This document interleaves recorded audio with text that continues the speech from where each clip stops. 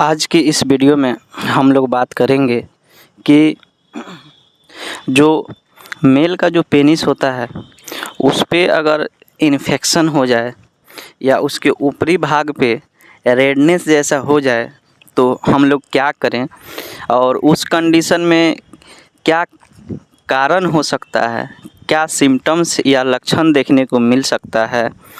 इस और लास्ट में उसमें हम लोग देखेंगे कि मेडिकल ट्रीटमेंट उसका क्या हो सकता है। इन सारी चीज़ों के बारे में इस वीडियो में आज हम लोग देखेंगे। तो आइए इस वीडियो को शुरू करते हैं।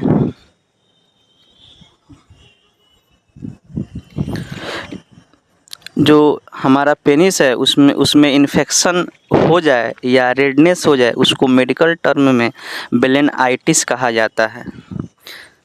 पेनिस में संक्रमण होना एक सीवियर डिजीज़ कंडीशन है जिसे मेडिकल टर्म में बेलेनाइटिस के नाम से जाना जाता है। बेलेनाइटिस की कंडीशन में व्यक्ति के पेनिस के हेड पर इन्फेक्शन होता है जिससे वहां पर रेडनेस यानी लालिमा, स्वेलिंग यानी सूजन आना, दर्द होना तथा ईस्ट पर वाइट स्पॉट बन जाते हैं। बेलेनाइटिस को ईस्ट इन्फेक्शन के नाम से भी जाना जाता है। बेलेनाइटिस की कंडीशन मुख्य रूप से बैक्टीरियल इन्फेक्शन के कारण होती है, लेकिन यह कंडीशन पेनिस की हाइजीन मेंटेन नहीं करने के कारण या वायरल और फंगल इन्फेक्शन के कारण भी हो सकती है। यह किस किस कंडीशन से हो सकती है?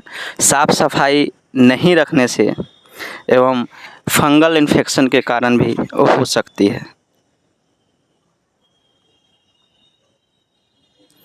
कुछ इमेजेज आप देख सकते हैं कि वो होने के बाद कैसा दिखता है।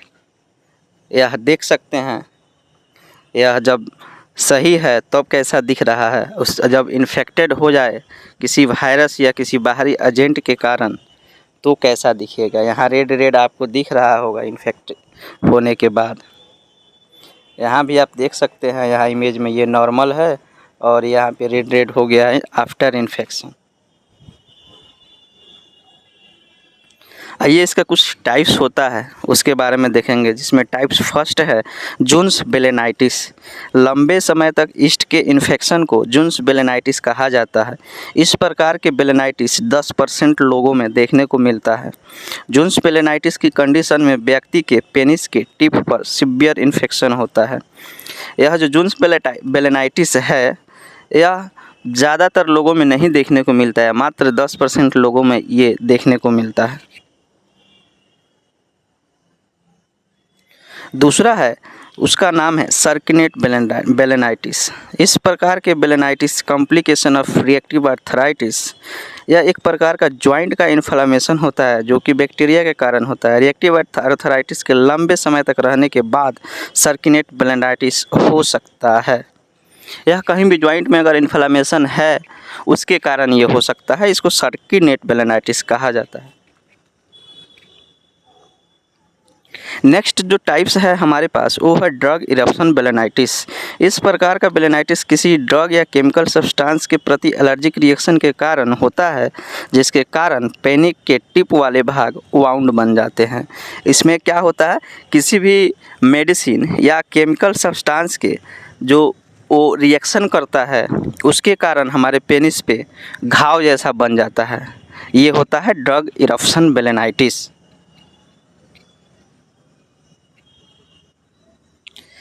कारण क्या क्या हो सकता है ये होने का, जिसमें पहला है बैक्टीरियल इन्फेक्शन। पहला क्या है, बैक्टीरियल इन्फेक्शन। दूसरा फंगल इन्फेक्शन। तीसरा वायरल इन्फेक्शन। उसके बाद एसटीडी, सेक्सुअली ट्रांसमिटेड डिजीज, जैसे कि सिफिलिस, गोनोरिया।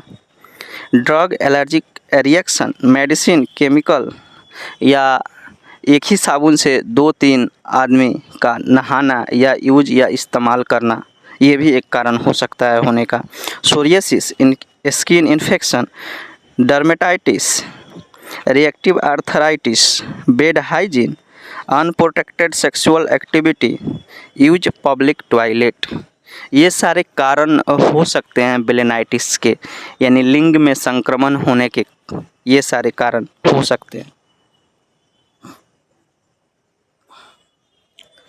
जब ये होता है तो लक्षण क्या क्या देखने को मिलता है, यानी कि सिम्टम्स, जिसमें पहला सिम्टम्स है वो वहाँ पे होगा तो इचिंग है, ओचिंग होगा, खुजली होगा, लालिमा उस पे दिखेगा, स्वेलिंग होगा, पेशाब करते समय वहाँ पे जलन जैसा महसूस होगा, यूरिन में बदबू यानी पेशाब जो करेंगे तो उसमें से बदबू आएगा, बर्निंग सेंसेशन, पेनिस के सिर पर वाइट स्पॉट बनना, इरिटेशन, रेस्टलेसनेस, भूख नहीं लगना, ये सारे सिम्टम्स देखने को मिलता है आफ्टर बेलेनाइटिस यानी लिंग में संक्रमण होने के बाद ये सारे सिम्टम्स देखने को मिलता है। अब ये सिम्टम्स और कारण देखने को जब मिलता है तो हम लोग डायग्नोस क्या क्या कर सकते हैं बेलेनाइटिस के लिए। कोई भी डिजीज़ हो, मैंने पहले भी बहुत सारे वीडियो में कहा है, डिजीज़ कोई भी हो, पहला उसका डायग्नोस हिस्ट्री टेकिंग ही होता है। तो इसमें भी है हिस्ट्री टेकिंग, दूसरा फिजिकल एग्जामिनेशन, उसके बाद blood test, CBC, urine test, urine culture और अल्ट्रासाउंड, इतना हम लोग डायग्नोस कर सकते हैं बेलेनाइटिस में। आइए अब ट्रीटमेंट की बात करते हैं, जिसमें पहला टैबलेट है हमारे पास डायलासिन सिसैसी टैबलेट, जिसकी कंपोजिशन की बात करें क्लिंडामाइसिन। यह एंटीबायोटिक मेडिसिन है, आप इमेज में देख सकते हैं, जो आसानी से नियर बाई मार्केट में अवेलेबल है। इसकी डोज की बात करें तो 300 mg दिन में एक बार दिया जा सकता है, सप्ताह से 10 दिन तक। दूसरा मेडिसिन जो हमारे पास है वो है एमॉक्सिक्लैब टैबलेट। कंपोजिशन की बात करें एमॉक्सिसिलिन। डोज की बात करें 375 mg दिन में एक बार दिया जा सकता है। यह 5 से 7 दिन या 3 से 1 सप्ताह तक दिया जा सकता है।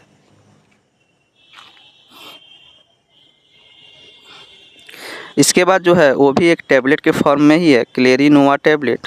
कंपोजिशन की बात करें क्लेरिथ्रोमाइसिन, आप यहाँ इमेज में देख सकते हैं, जो आसानी से मार्केट में अवेलेबल है। इसकी कंपोजिशन की बात करें तो 250 या 500 दिन में एक बार दिया जा सकता है, 1 सप्ताह तक।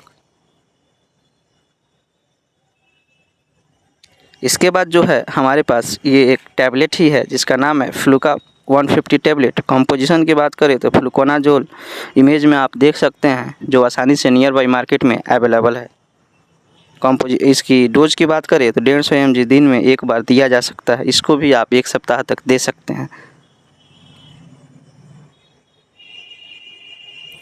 इसके बाद जो हमारे पास टैबलेट ही है फंगिसाइड टैबलेट। कंपोजिशन की बात करें तो केटोकोनाजोल, आप इमेज में यहाँ देख सकते हैं, जो आसानी से नियर बाई मार्केट में हमारे अवेलेबल है।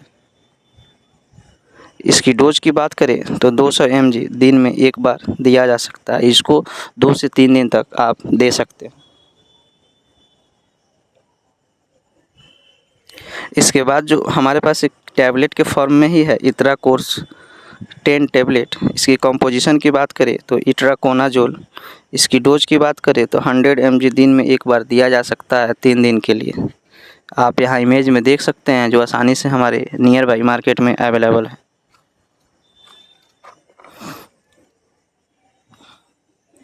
इसके बाद जो हमारे पास है एक क्रीम के फॉर्म में है, केनेस्टेन एस क्रीम नाम से हमारे मार्केट में अवेलेबल है। कंपोजिशन की बात करें तो क्लोट्रिमाजोल और बैक्लोमेथासोन, आप यहाँ इमेज में देख सकते हैं, जो आसानी से नियर बाई मार्केट में अवेलेबल है। इसकी डोज की बात करें तो यह सुबह शाम उस जगह पे, इन्फेक्टेड जगह पे आप लगा सकते हैं 1 सप्ताह तक।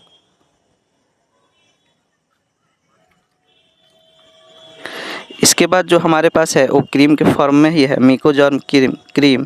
कंपोजिशन की बात करें तो मिकोनाजोल, आप इमेज में यहाँ देख सकते हैं, जो आसानी से नियर बाई मार्केट में अवेलेबल है।